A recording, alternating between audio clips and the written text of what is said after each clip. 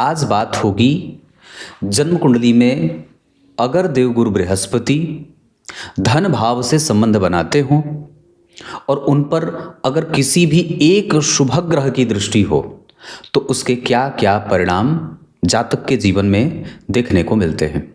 तो शास्त्रकार लिखते हैं जन्म कुंडली के धन भाव में बैठे गुरु अगर किसी भी ग्रह से दृष्ट न हो तो फिर भी जातक को सत्य बोलने वाला बनाते हैं, क्योंकि द्वितीय भाव वाणी का होता है। द्वितीय भाव में बैठे गुरु अगर किसी शुभग्रह की राशि में बैठे हों तो व्यक्ति को धन संचयन करने की प्रवृत्ति भी रहती है। अगर जन्म कुंडली के द्वितीय भाव में देवगुरु बृहस्पति बैठे हों तो व्यक्ति छोटे छोटे निवालों से भोजन ग्रहण करने वाला, बहुत ही रूखा सूखा भोजन करने वाला होता है, ऋण लेकर के घी पीने वाला नहीं होता। उसके बाद शास्त्रकार ये लिखते हैं कि जन्म कुंडली के दूसरे भाव में देवगुरु बृहस्पति अगर बैठते हैं तो व्यक्ति को बहुत ही सुंदर स्वरूप वाला बनाते हैं। देखने में वो सुंदर होगा, मतलब देखने में सुंदर हो, वाणी भी सुंदर हो, भोजन भी सुंदर तरीके से करे और सत्य को परख कर सत्य का संग करने वाला होता है। कहने का अर्थ है अच्छे लोगों के साथ मैत्री करने वाला भी होता है। ये इसके अच्छे गुण हैं। अब बात आती है कि उस पे अगर किसी शुभ ग्रह की दृष्टि पड़ जाए तो कैसा होगा। जैसे अगर द्वितीय भाव में देवगुरु बृहस्पति बैठे हैं तो उन पर शुक्र की दृष्टि है और एक पापग्रह मंगल की दृष्टि है। इस पर भी चर्चा करूंगा, पर आज का सिद्धांत पहले यहां से समझ में आता है कि जन्म कुंडली के द्वितीय भाव में अगर देवगुरु बृहस्पति बैठे हों और उस पे किसी भी एक शुभ ग्रह की और दृष्टि पड़ जाए, चाहे शुक्र की दृष्टि पड़ जाए, जाहिर है जन्म कुंडली में कोई भी अन्य शुभ ग्रह तो शुक्र या तो बुध या तो चंद्रमा, तो इन तीनों में से अगर किसी भी एक ग्रह की दृष्टि धन भाव में बैठे गुरु के ऊपर पड़ती है तो व्यक्ति को अनुभवी बनाएंगे, सार गर्भित बातें करने वाला बनाएंगे, शास्त्रज्ञ बनाएंगे, मर्म को जानने वाला बनाएंगे और समाज में नाम और यश प्राप्त करने वाला भी बनाते हैं। मतलब उस व्यक्ति की सामाजिकता बड़ी प्रबुद्ध और चिरंतन होती है। उसकी प्रतिष्ठा कभी भी, सामाजिक प्रतिष्ठा कभी भी धूमिल नहीं होती है। ये इतनी बात हो गई। अब बात करते हैं कि अगर जन्म कुंडली के धन भाव में बैठे गुरु के ऊपर किसी भी पापग्रह की दृष्टि पड़ जाए तो कैसा फल मिलता है।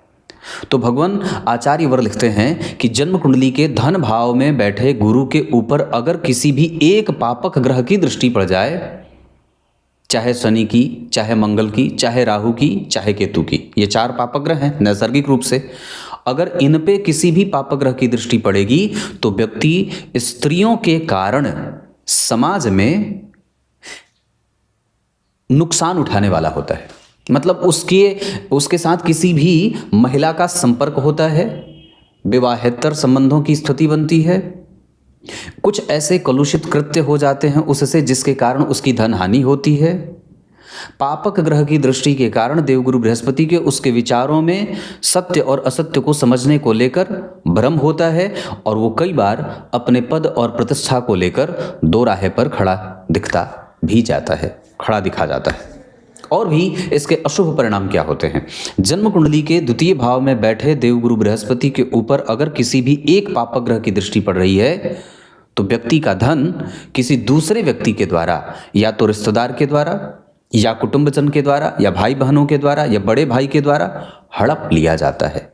इस अवस्था में अगर ऐसी स्थिति आपकी कुंडली में बन रही है तो जो भी पैसे आप लगा रहे हैं, जो निवेश कर रहे हैं, उसको बहुत अच्छे तरीके से सहूलियत से समझने की आवश्यकता है, या तो फिर उसकी सुरक्षा की जिम्मेदारी आपको निश्चित रूप से उठानी होगी। अगर ऐसा नहीं करेंगे तो कई बार आपकी पैतृक संपत्ति पे कोई दूसरा व्यक्ति धावा बोल सकता है। क्लियर है। अगर एक बात और भी होगी जो यहाँ पे समझने वाली होगी कि अगर जन्म कुंडली के द्वितीय भाव में देवगुरु बृहस्पति स्थिर राशि में बैठे हों, मतलब 2, 5, 8 और 11, अगर स्थिर राशि में बैठेंगे तो व्यक्ति का परिणाम देर से मिलेगा। मतलब उसको नौकरी देर से मिलती है, उसका धन उसके पास देर से आता है, उसका सुख, उसका परिणाम उसे देर से मिलता है। अगर द्विस्वाभाविक राशि में बैठे हों, जैसे 3, 6, 9 और 12, तो व्यक्ति अपने पीछे संपत्ति छोड़ने वाला होता है, मतलब वो वसीयत लिखने वाला होता है। वसीयत कौन लिखेगा? जिसके पास संपत्ति होगी। जिसके पास कुछ हो ही नहीं, वो क्या वसीयत लिखेगा? तो ऐसे लोग जिनकी कुंडली के जन्म कुंडली के धन भाव में मिथुन, कन्या, धनु और मीन राशि में देवगुरु बृहस्पति बैठेंगे, निश्चित रूप से उस व्यक्ति के पास संपत्ति अथाह होती है, जिसका वसीयतनामा उसे वकील के द्वारा तैयार करना पड़ता है।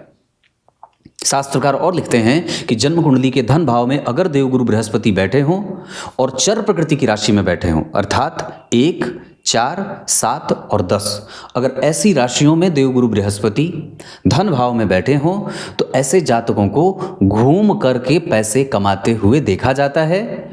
उसको धन कमाने के लिए अपने जन्म स्थान से दूर जाना पड़ता है और प्रायः उसकी मनोवृत्ति बदलने वाली होती है, निर्णय सुख बदलता रहता है। मुझे बहुत अच्छे से समझ में आ गया कि आप लोग इस बात को समझ गए होंगे कि धन भाव में बैठे देवगुरु बृहस्पति के ऊपर किस तरीके का प्रभाव जातक को देखने को मिलता है।